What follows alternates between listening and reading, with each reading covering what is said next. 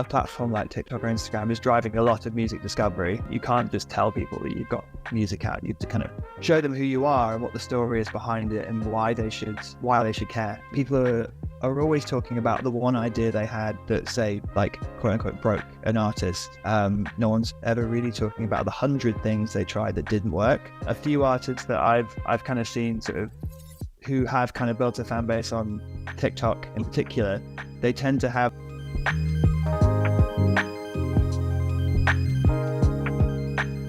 I'm joined today by Joe Edwards, who is a Senior Director of Marketing at AWOL. Joe, how are you? I'm good, thank you. Yeah, thanks for having me. It's really good to see you. So if people aren't familiar, tell us a bit more about who you are and what you do. Yeah, sure. So, so we already said my name, so that's okay. But yeah, I'm a Senior Marketing Director at AWOL. What that kind of means is, or at least how I see my job in the marketing team, is that we focus very much on enabling and enhancing the visions of our artists, I guess. At AWOL, we're lucky enough to work with artists like Little Surgeon, Slave A, Jungle, Subtract, Nick Cave, Bombay Bicycle Club, Joseph, lots. My job essentially is working with those artists and those managers on different aspects of the campaign. So that varies from like the marketing strategy to kind of like the timeline, sort of selecting singles, commissioning videos, all that kind of stuff.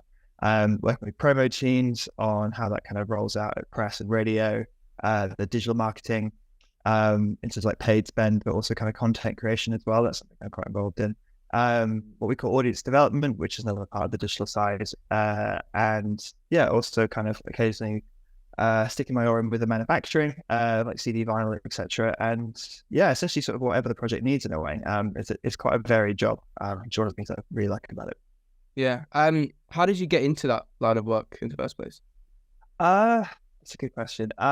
So a long time ago, I was in a band just after uni, and we were, I would say, successful, but we did some touring and stuff. That kind of came to a natural end, as these things often do.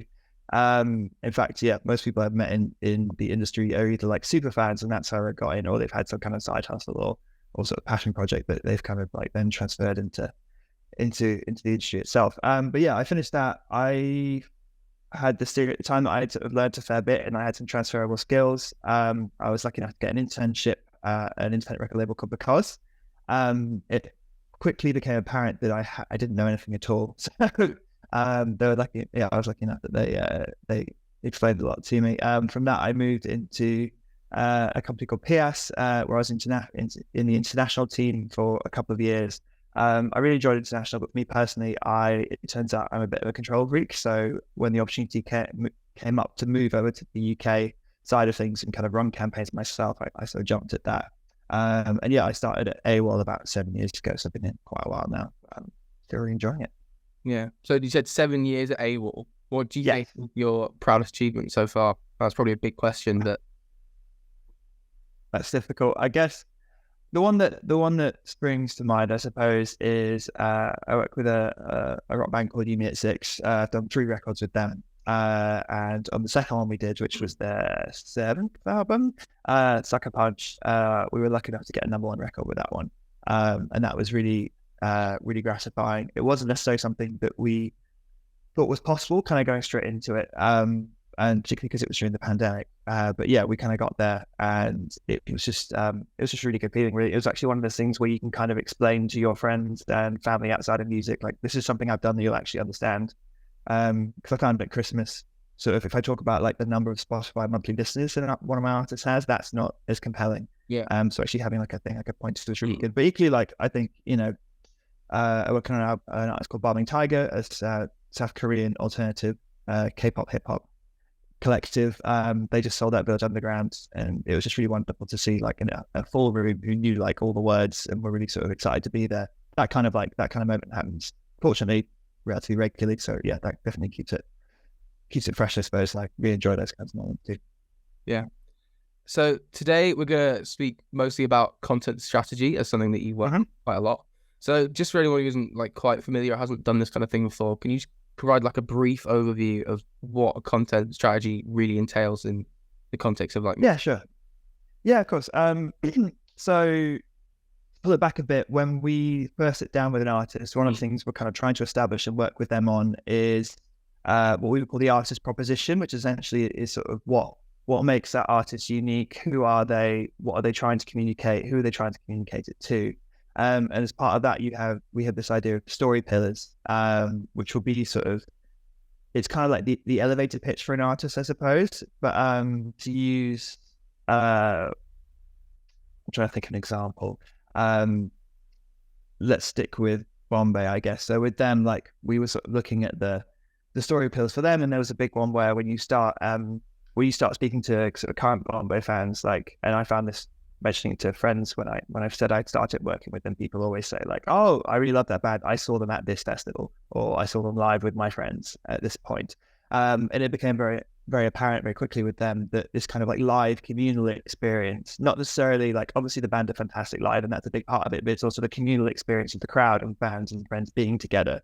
There's this real sense of community. So let's say that's a story pillar. So what we try and do sort of across the campaign and the content is kind of how do we reflect that in kind of the story that we're trying to tell? Because you can't just kind of like do an Instagram post that says, "Hello, we're Bombay Bicycle Club. You like us because you enjoy seeing us live." You have to kind of like show people rather than telling them, I guess. So yeah, we were looking at different ways we kind of translate that into content. So to answer your original question, I guess the sort of creative strategy, the content strategy is about sort of finding sort of ways to tell the band's story or an artist's story in a way that's kind of engaging, and obviously given the number of platforms that there are now, kind of suits different verticals, I guess. Yeah, that's a great answer. You've answered like 3 more of my questions all in one. Could be a short one then. Yeah, so I'm interested to find out sort of when you're working with artists to sort of develop that plan, how much of it sort of comes from them and how much comes from you or like Abel's side of things? That's a really good question. I think it can really vary. You'll get some artists, and this applies to any record label or any artist service company. I would say it's not necessarily an AOL thing.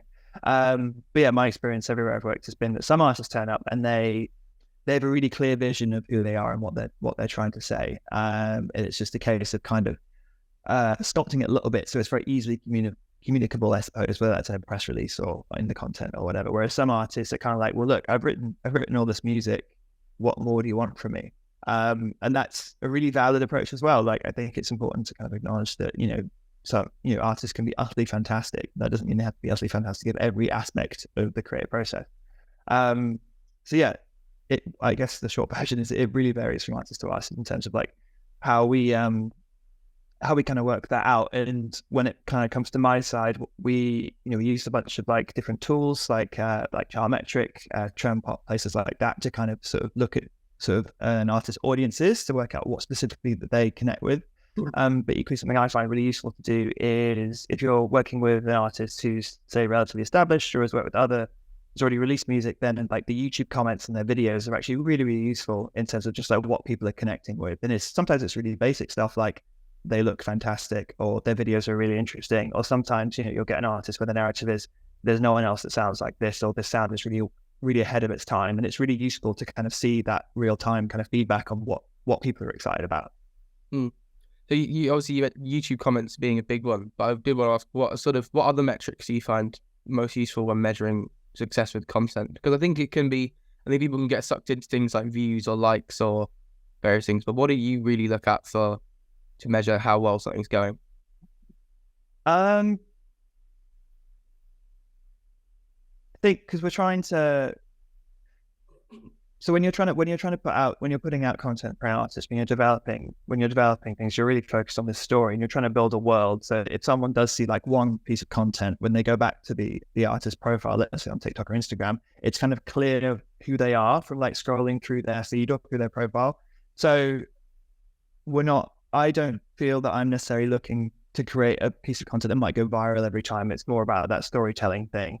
And rather than, it can be, like I've had artists, particularly like younger developing artists who become very, very fixated on the views, particularly on TikTok, and that can be quite challenging, quite tough. And I think, and they sort of go through phases of being a little bit demotivated, maybe if they haven't had like a massive spike in views on a piece of content for a couple of weeks or whatever. And I think that's something that we're trying to sort of educate artists with, I suppose, because what we're really looking more at is like likes and comments are obviously a good metric on platform, as well as like follower growth, because really like you don't just want someone to see something once and think that was good, but I'll just keep scrolling. Whatever, you want them to really engage. So I'd say follower growth is a big one for us, and also kind of like whether we're seeing that translate into actual listeners. So whether we're seeing that, like, if we are having, like, say, a spike in views, or we're having this content that gets loads of likes and loads of engagement, is that actually having an impact on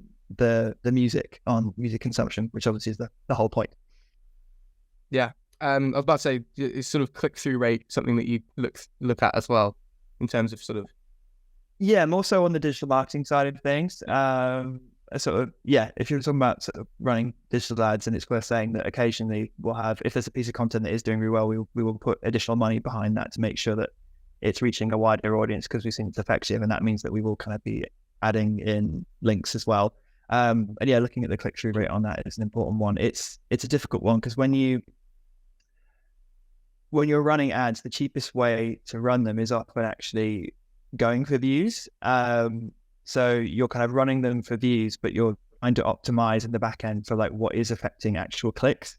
Because if you run the way that a lot of platforms will run ads, if you're going specifically for clicks, is that it narrows down the audience significantly, and you end up just focusing on like existing fans, I suppose. We have this idea of like the marketing funnel, I guess, which is like you want people to sort of see a sort of piece of content up here, and then kind of slowly you serve them like additional pieces of content, and as you go down the funnel, they get more and more engaged. So you're not necessarily looking for someone to like click on something straight away when they see the first one in phase one. It's more like when you get to phase 4 and you're like, okay, now we're confident that you're an actual fan, and you probably will commit to doing something more. And that's when you're like, press this button, buy something, listen to it, etc. Yeah. But we're going to delve into the specifics of a campaign that you worked on recently for Bombay Bicycle Club's new album, My Big Day, which recently hit number 3 in the charts, which is an amazing achievement, by the way. It did, yeah. Thanks. So how did you develop a content strategy that worked for you at AWOL and the band themselves? That's a good, yeah. I don't want to speak too much on the band's behalf, I suppose, or on AWOL's behalf for that matter. But my experience, or at least sort of what I learned from them, is so the album before came out in early 2020, and sort of very quickly that kind of campaign came to a halt. And I think my perspective, at least, was that the band were just very, very excited to be back together after that kind of like forced, I know they had hiatus before that album, but there was also this kind of forced break in their career whilst the pandemic was happening. And I think the kind of overall message behind My Big Day was really just how excited they were to be together, to be a band, and to be creating music. And there's a real sense of excitement and fun that kind of runs through both the album and the content that we wound up creating. I think it was sort of about taking these four guys and kind of ensuring that their sort of personalities really came through, and that they were kind of like, it was evident that they were having a good time, and that was something they wanted their audience to join in on. I think that was a big part of it. Yeah. So one regular piece of content that the band put out and have for a while is their acoustic video series of Sunday sessions. Why do you think these are so popular with the band's audience?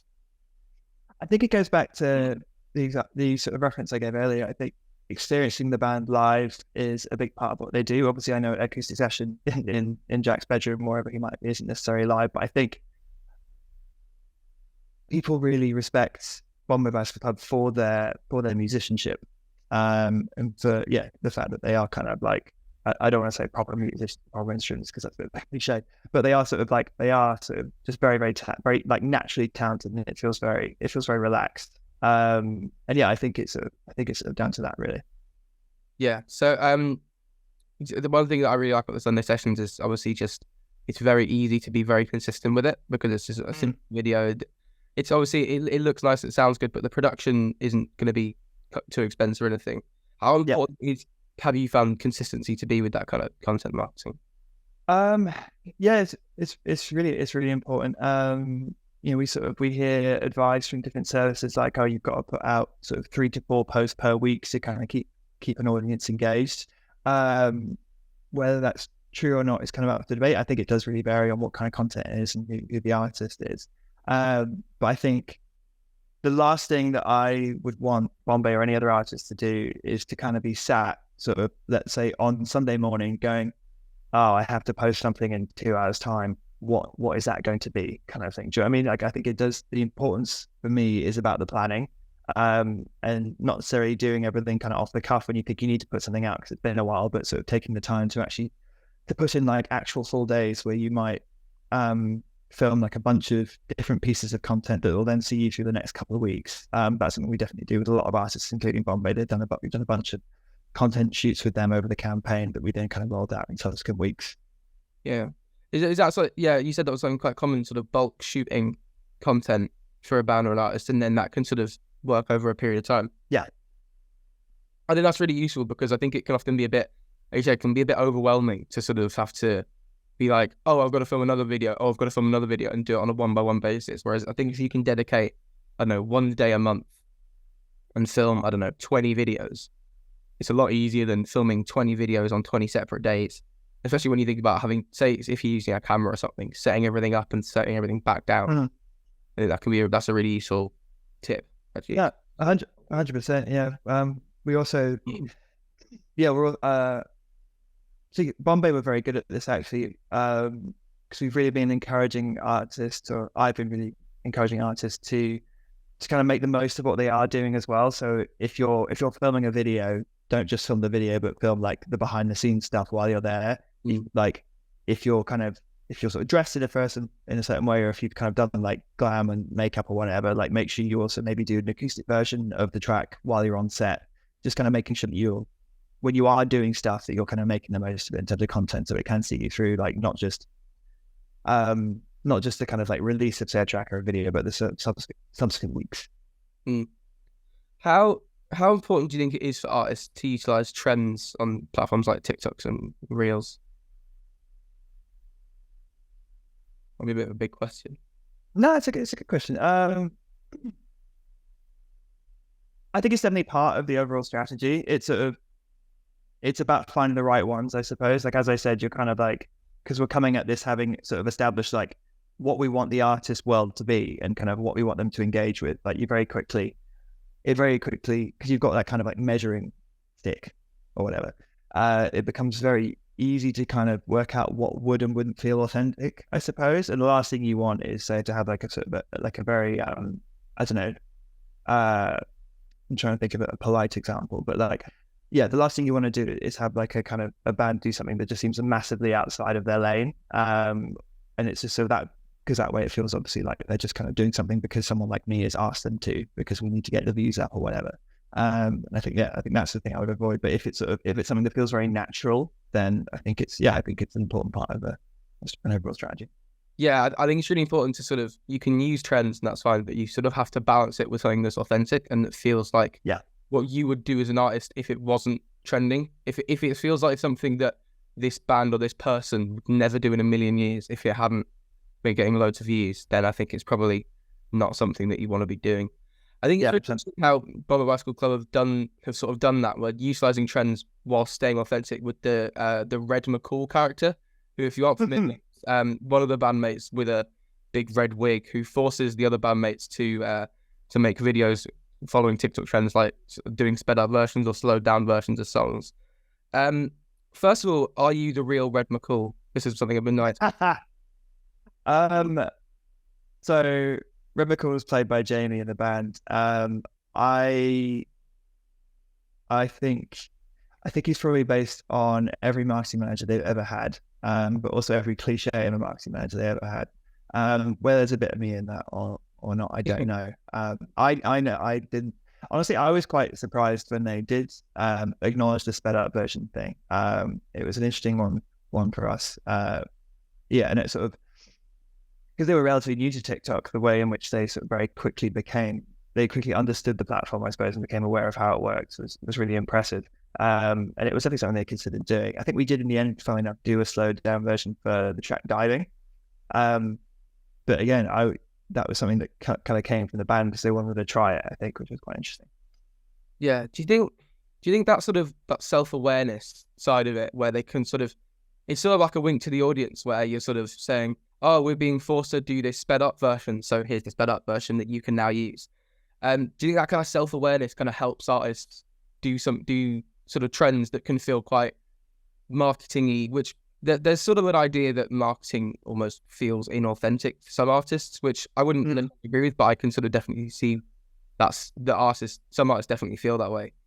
So do you think it sort of, do you think that self-awareness helps them do it in a more authentic way? Definitely, yeah. I think a really good example that I worked on previously, there's a Swedish punk band called Viagra Boys, and they came up with this idea of a company called Shrub Tech.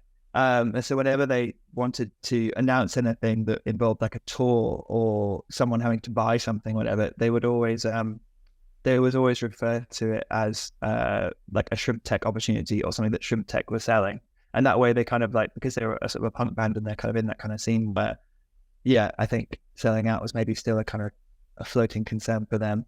It enabled them to kind of do all that kind of cynical marketing stuff, but sort of at arm's reach. And I think kind of Red MaCool is like maybe the Bombay version of that, as well as being very funny. The interesting thing about the Red MaCool videos is a lot of them are actually shot in the AWOL office in different reels. Because they needed a sort of a realistic space, so they came in and did them. Yeah. You mentioned the diving video, which is what I definitely wanted to talk about. What was the idea behind? So if people haven't seen it, the Bombay Club on the new album have a track called Diving, and for a promo video they did a skydive to promote it. And so what was the idea behind the band doing a skydive for the purposes of a video that's a minute or so long? I think honestly it goes back to what I said earlier about the band just really wanting to have fun. I think, like really sort of showing that to their audience through kind of what they were doing to kind of engage with the music. I mean, it's a little bit of a tenuous connection in terms of it's literally just the name of the track. But yeah, it was. I should also give them fair credit. That was their idea. They were like, "What can we do for this?" And yeah, it was maybe you could argue that sort of in terms of the length of it, it was maybe a little bit of a pricey one, but I think it was a really good piece of content, and it was just really fun. Yeah, I think that's completely justified when it's like a very effective, and it's sort of part of the video that was on Instagram Reels that I saw was Jack looking at a book that says "Do Something Wild" and a book of how to go viral on TikTok or something. And and joke aside, it is a very effective strategy because you're not going to see very many pieces of content for a band of someone jumping out of a plane, so it makes it really unique. Yeah, it does absolutely. Not to undermine you at all, but weirdly in my career, that is the second band I've had jump out of a plane for the sake of fun. No, I don't know what it is. I don't know what's happening. But you've got a lot of people, so it's still fairly rare. But I did want to ask, in terms of sort of that kind of out there content, like a skydive, how can smaller artists who might not have the budget for that kind of thing sort of utilize that sort of idea of doing something wild without having the money to do so? I think it's about, there's kind of two sides, right? There's sort of the idea and there's the presentation of it, I suppose. And in terms of Bombay, yes, they were able to kind of, we were able to kind of pull that together quite quickly. But I think it's sort of, that's because it suited the track. And I think it really starts with what it is we're trying to communicate, I guess. Like, for example, I work with the other artists I mentioned earlier, Barming Tiger. They have a series called Tiger Express, which is them performing different tracks in sort of different locations. And one of them is literally just the song.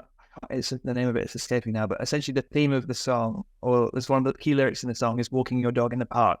So it's literally one of the rappers performing the song in a park while walking a dog, and it's sounds very, very basic, but because of the way it's presented, I suppose, because of the way it's shot, and sort of the details in it, it's very, very engaging for the full 90 seconds that it is.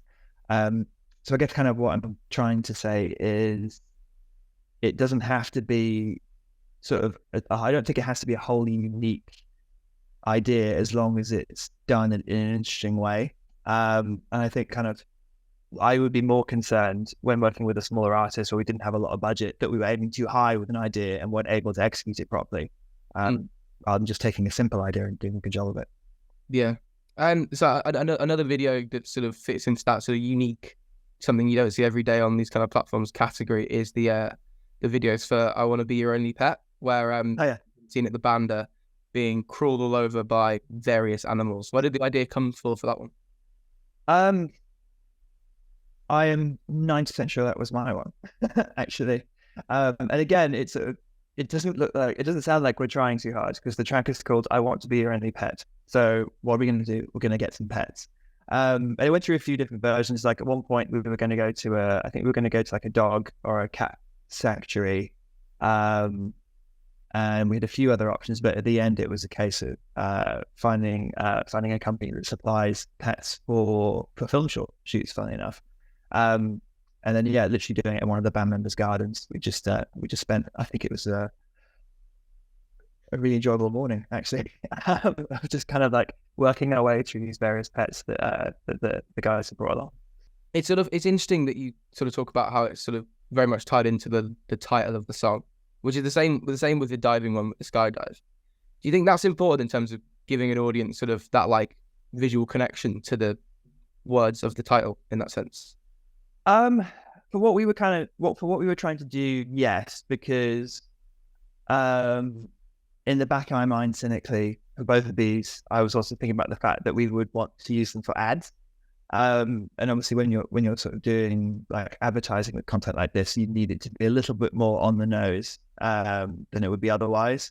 I think on other campaigns that I've worked on, we have been a bit more subtle.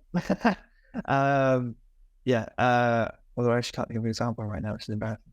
But yeah, I think as long as it reflects sort of either the track title or the like the themes of the track in some way, or at least it's authentic to the artist. I think usually it works. Yeah. Do you think we'll ever reach a point? This might sound like a weird question, but do you think we'll ever reach a point where, in terms of sort of titles and sort of content creation and how important that is for artists, we'll ever reach a point where the content idea comes first and the song comes second, or even like the song title comes second, and there's like a lyric change to fit a cool idea for a video? Do you think we'll ever sort of reach that point? Whereas content first, music second. The funny thing about that is on the shoot for the stuff, I remember saying to one of the members of the Bombay, like, you can, like, on the next record, you can basically name a track whatever you want, and we'll have to do that thing. They're like, interesting. I'll bear that in mind.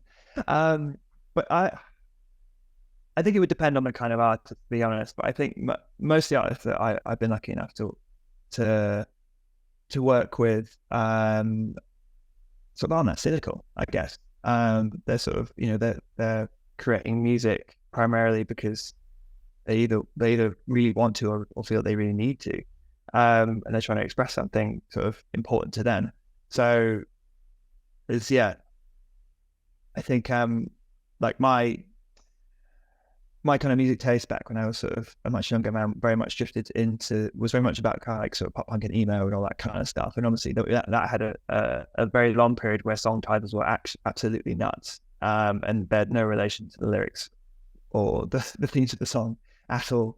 And I think there's probably been a shift now, not just through different genres, but in general, to have like slightly more direct sort of titles for things.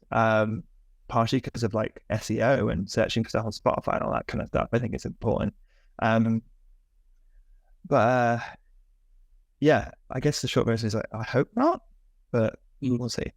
No, it's really interesting. I suppose, I don't think the song will ever be created to fit a content idea in that sense, or at least not a song that's going to be sort of released by a band. But I can definitely see like, like a changing of a title or a twist in a lyric that just ties it into a piece of visual language that can work so well with different pieces of content.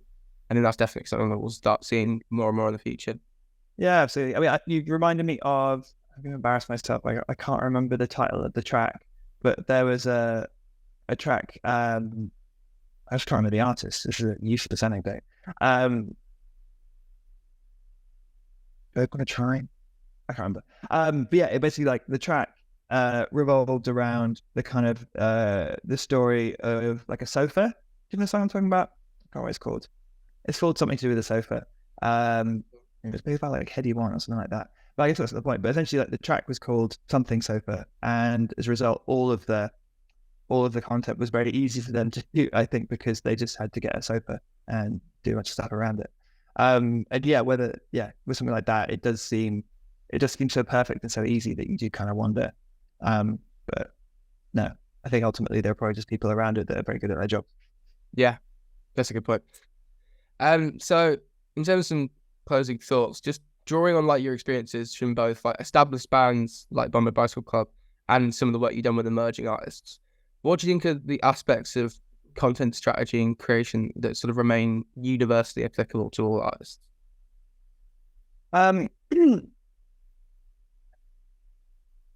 The first thing I think is there's a narrative at the moment that, you know, music is really open, like creating music is really accessible, like you can essentially do all of it yourself in your bedroom, all that kind of narrative. And while that is technically true, that doesn't mean you have to, I suppose. Like you can leave the bedroom and find other people to collaborate with. And I don't think I mean, on Bombay Bicycle Club and a lot of the artists that I work, we have like an actual content person who works with us and works with the band on filming all this stuff.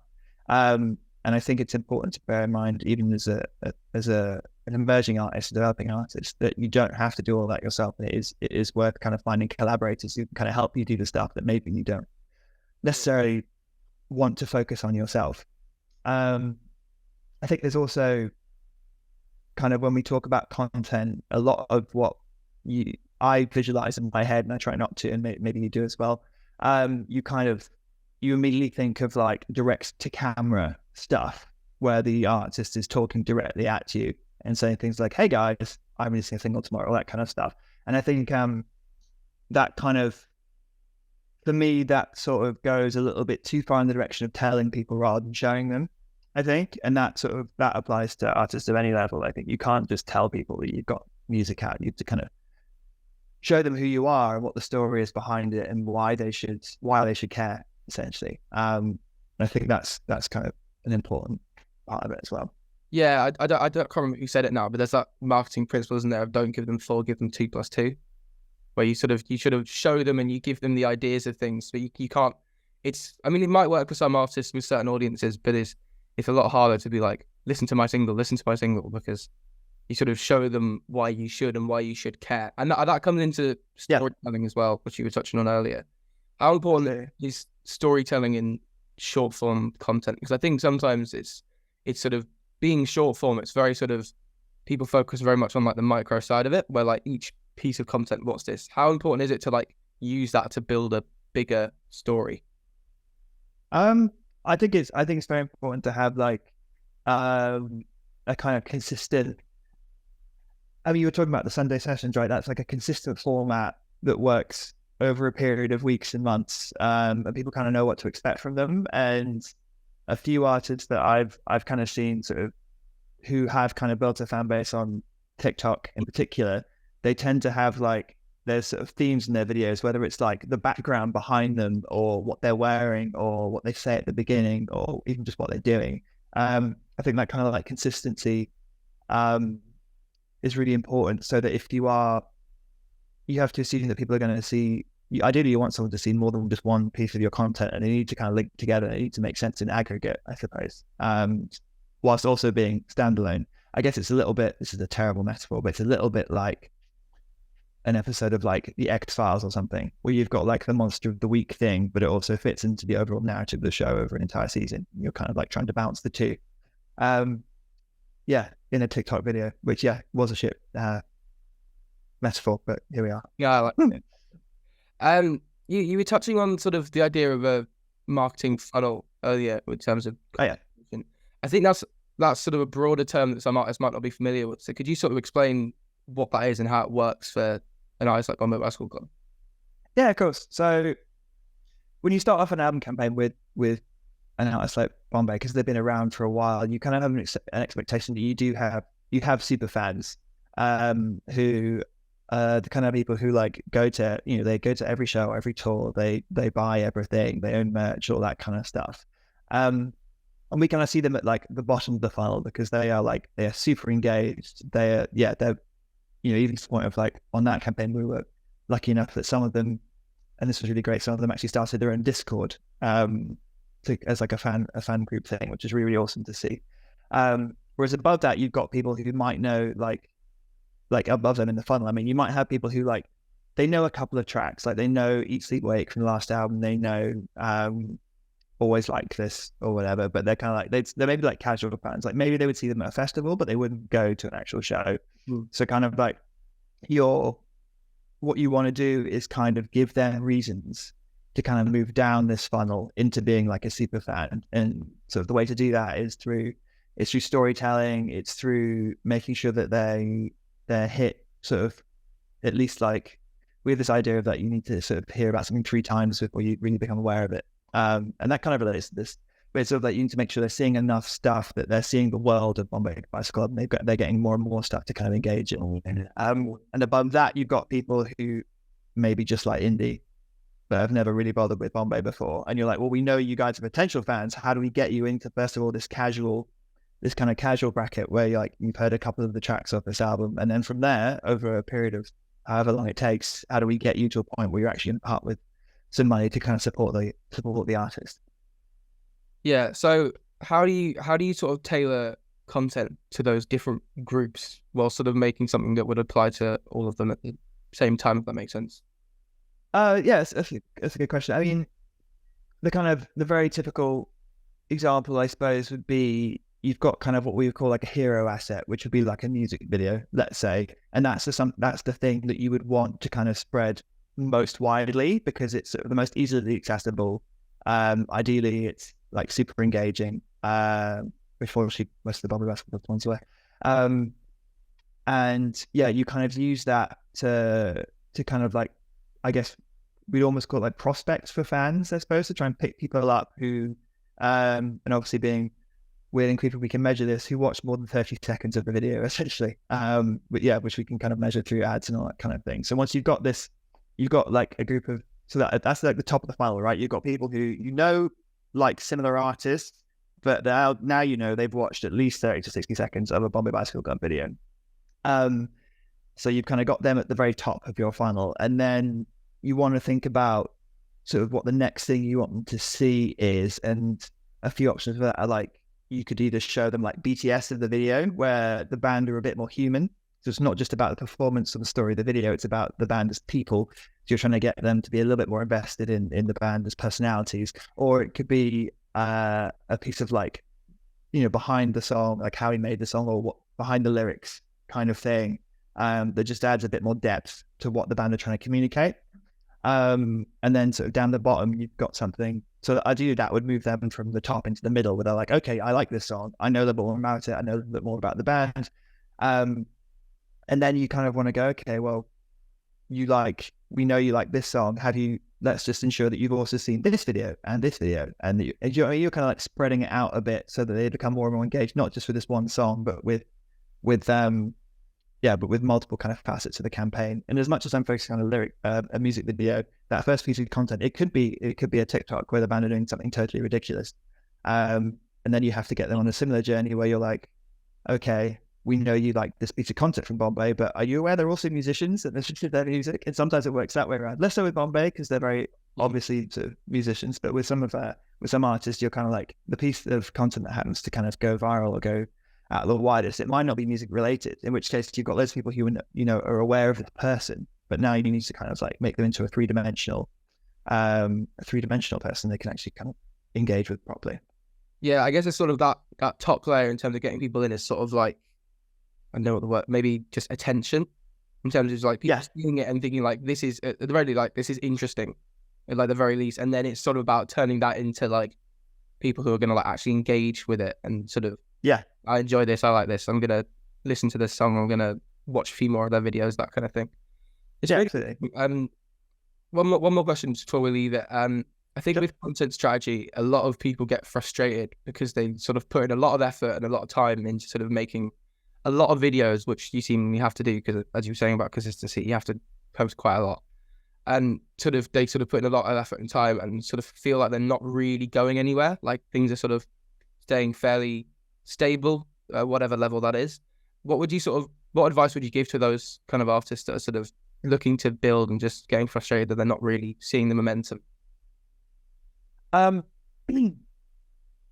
so outside of content, I think it's important to bear in mind that like whilst kind of we are going through a phase definitely where a platform like TikTok or Instagram is driving a lot of music discovery, and is a place where a lot of that kind of stuff is happening. It's kind of not the only entry point into an artist world. And another part, there's lots of other ways of getting someone to the top of that funnel that we're talking about, right? It could be like through like a live show, or like the right support, or through playlists, or through sort of any other kind of aspect of the music industry, really. So you're kind of like it's important, and I appreciate that in a way. I'm just saying do more and more different kinds of work, which is maybe not the best advice, but yeah, I think it's about not necessarily putting all your eggs in one basket in that way. But but in terms of content itself, I think it's worth bearing in mind that, like, particularly someone in my position, when you sort of go to like music industry conferences and you have discussions like this or on panels or whatever, people are always talking about the one idea they had that, say, like, quote unquote, broke an artist. No one's ever really talking about the 100 things they tried that didn't work. Yeah.